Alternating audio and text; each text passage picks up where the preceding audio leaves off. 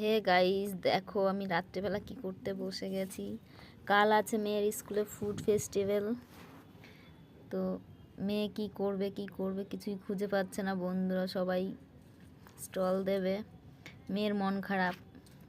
আমি মেয়েকে বললাম তাহলে পিঠের দোকান দিবি। খুব মজা পেলো, তাই আমি চষি পিঠে বানাতে বসে গেলাম। আমি এখন দুধটা জাল দিয়ে নিলাম, চষিটা কাটা হয়ে গেছে আমার। দুধটা জাল দিয়ে পরিমাণ মতো করে নিয়ে দিয়ে দিলাম খোয়া ক্ষীর।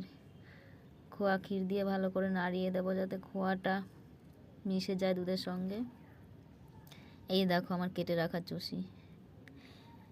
এগুলো আস্তে আস্তে আমি অল্প অল্প করে দিয়ে দেবো।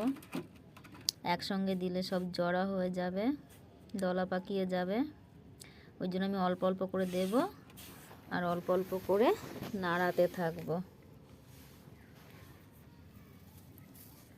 কিছুক্ষণ নাড়ানোর পর আবার অল্প অল্প দেব, আবার নাড়াতে থাকবো।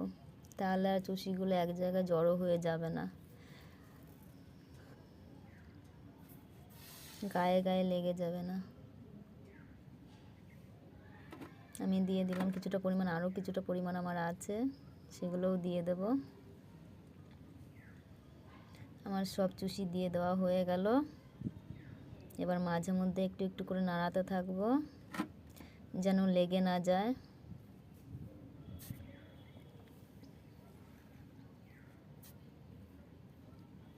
দেখো আমার চুষিটা প্রায় হয়ে এসছে।